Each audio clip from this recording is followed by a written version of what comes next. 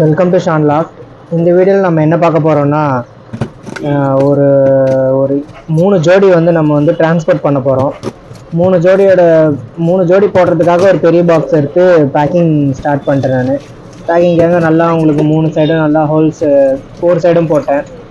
ஒரு white pad, 2 chocolate, 2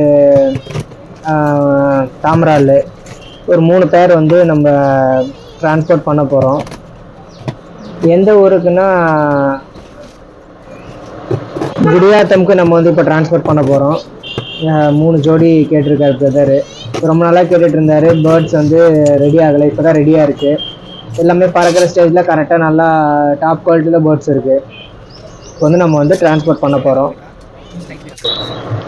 பஸ்ஸில் வச்சு விட்டுடலான்னு சொல்லிட்டு பிளான் பண்ணோம். பஸ்ஸில் வந்து நம்ம வச்சு விட்டு அது வேறு சார்ஜ் அதிகமாகுன்றதுனால நம்ம அந்த சைடு போகிற ஒரு சுச்சுவேஷன் வந்துச்சு. அந்த சைடு போகும்போது அப்படியே நம்ம வேலூரில் கொடுத்துட்டோம்.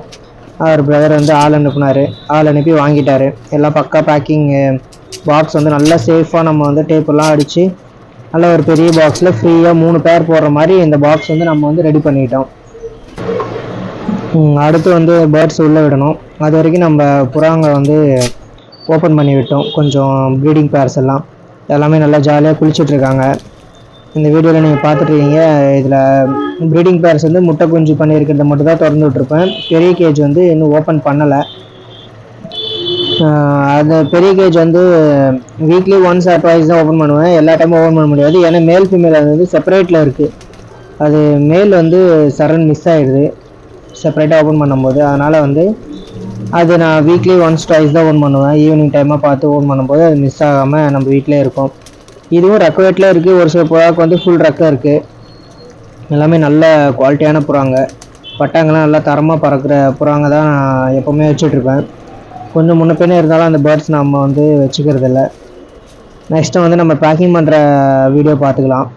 பேர்ட்ஸ் எல்லாமே ஒன்று ஒன்றா எடுத்து பேக் பண்ணுறதுக்காக ஒன்று உள்ளே போட்டுட்ருக்கேன். பியூர் ஒயிட் ஒன்று போட்டிருக்கேன்.